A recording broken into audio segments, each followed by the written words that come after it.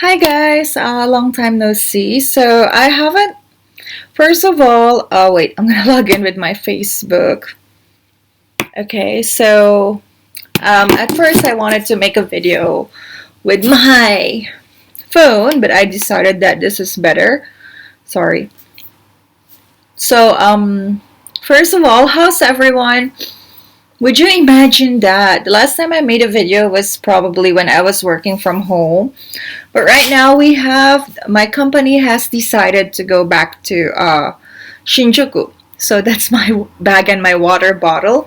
So I just got back home from work today. So, wow, I have a lot of things to talk about, but I don't know where to start. First of all, okay, let's start with here.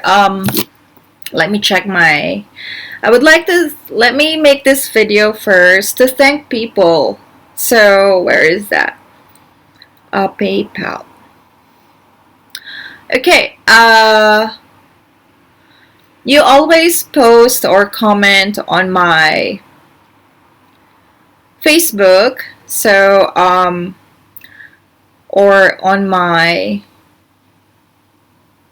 what do you call that? Yes. So wait, okay. You always send a message and then kind words to people, to me. So I would like to thank two people right here, especially Michael Smith. Thank you for sending me money on my PayPal, and also Kelvin McAllister. So thank you guys. I really appreciate that, especially when someone just said like, "Have a snack. It's on me." So if you need this money back, I can send it to you. But I really appreciate it. Especially snack. Oh, that's really good for this pandemic. But yeah. What can I say? Well, yes, first, thank you for that. I really appreciate it. I've been through a lot this pandemic. One of the biggest challenge for me was my brother died. I guess I was talking about him before. He's epileptic, and we couldn't really do anything about it. He didn't die of coronavirus. He died because we kind of expected that it would happen, because I heard when I was young, my aunts used to tell me like, "Hey, me, your brother has like a few years to live," and he was lucky when he was 26. I don't remember how old I was that time. They already told us that he would be lucky if he reaches that age, because the first verdict for him was not even going through 21 years old, but he made it until 41. And I think that's an evidence how much my family loved him. But these sickness like epilepsy, including some like stroke and some damages, we couldn't do anything about it. The most disheartening part is I didn't really grow up with him. I grew up with him, but I minded my own business because I don't know how to take care of him. And that time I was also frustrated with the problems between my mom and dad. When he has a different mom, but he has a different dad, but he lived with my grandma. So, but even though he had this handicap, there was one time when it's a family thing, like sudden I was crying, and then he was just there. He sat beside me and cried. I think that was the moment that I realized, hey, I have an older brother. He couldn't express what he wants to say, but he tried.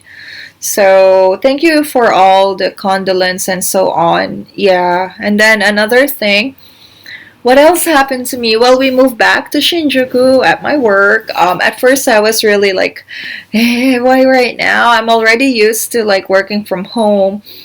But eventually, I realized how important is it to go back out there to talk to people. And some of my students, they're old, and then they don't have any other form of communication except when they go to school, when they meet their classmates, and so on. So sometimes I think they don't want to study English. They just want to talk to someone. There's this even old guy. He loves going to Thailand. And then like, I know maybe whatever he's doing there, and it's none of my business. He's like maybe 70. And then every year he goes to Thailand 4 times, and then he stays there for like a month, staying in a school because he's studying Thai. And then, I don't know what he does there, but he really loves Thailand. And then I told him, well, right now you have to stay with a Filipina and you have no choice, but I'll make your classes fun so that you wouldn't miss Thailand. But of course, if he wants to travel there, it's none of my business.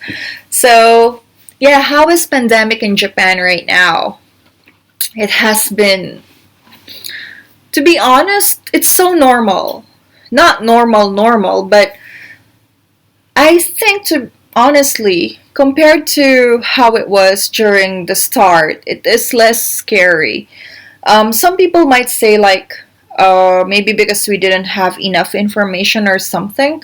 But in Japan, they have many kinds of sickness. Not sickness, but like they have influenza every winter. Like, people wear masks, and then I wear mask. You guys, I told you about that because every winter, my face would peel badly, even though I put Vaseline or something.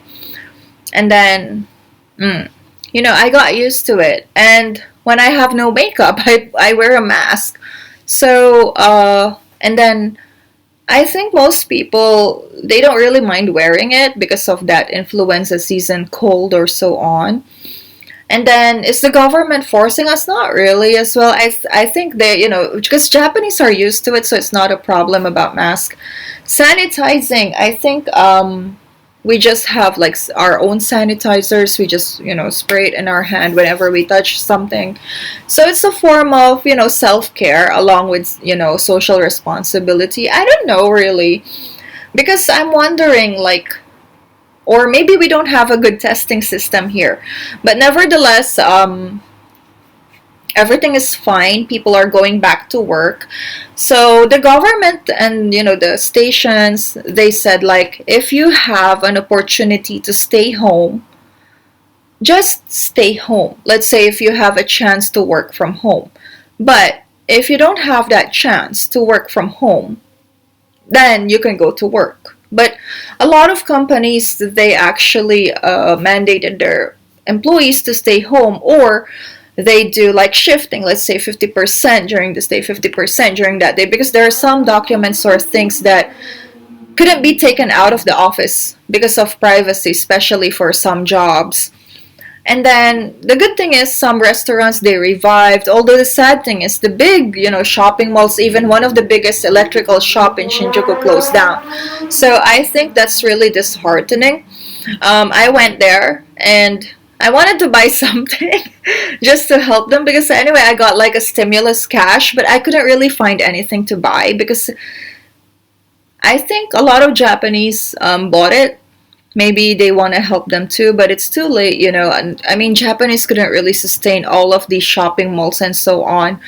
And then just today, this morning, I saw Welsha. Welsha is a big drugstore and it's also closing. So it's really like, I feel like, oh, these people are losing jobs and then so on and so forth. It's really scary and sad. How about in your country? How is it going? Are the businesses okay? You know what? I really feel fortunate that, I don't know, maybe people here, they, maybe they're doing their best. But in every country, I think they're doing their best. But it's really heartbreaking when you hear some students like, hey Mira, I have to quit because I lost my job, I'm sorry. Like, but in my case, like, why are you saying sorry? I mean, this is inevitable. And even my company, they even like cut some hours. Fortunately, in my branch, they didn't yet, but I'm scared if they do. So that's really scary. But slowly, we are reviving. And we hope that sooner or later we will be okay. So that's the situation of Japan. And in my case, just the same, working, eating, sleeping. And I really miss going home. honestly. Like, there are long holidays in Japan. Would you believe it that in Japan, people say Japanese are workaholic? They're workaholic because after 10 p.m. you get extra pay. Not only that, they're in Japan, like, even if you can do something slowly just to pretend you're workaholic, but you don't really have to be workaholic. So, yeah. And then they have a lot of holidays, more than United States. Go on, check it out. So when people say, "Oh, Japanese people are workaholic, killing themselves to work," no. So we had this long holiday. I didn't know what to do with my life, really. I should have made videos. Actually, I went on a holiday with some of my coworkers. We went to Hot Springs, the one that I posted on Facebook, that one. And then they also had like a go-to campaign where you can travel around Japan with a discount. And except that we were not included, Tokyo. But our friend from Saitama booked the ticket, so it's okay. So you get 35% discount, and then you can just enjoy it. But nevertheless, yeah, I think sometimes I really think I could have spent that 10 days or 14 days or added a little bit more holidays to spend it in the Philippines. But I think I'm just thankful that I'm in a situation where I could actually help my family during this pandemic. I'm not helping them 100%, but when the Philippines is in a lockdown, I know that my dad and my stepdad couldn't really support my mom, or my siblings. So I did send a little bit, but not too much, because I want them to understand that it's not forever. But I'm glad that we all survived. So guys, those who are struggling right now, know that in my side of the world, even in the Philippines, everyone is struggling. But stay strong and drink your vitamin C. No, just kidding. Just be safe, stay strong, take care of your immune system. And thank you for watching. I'm gonna make my other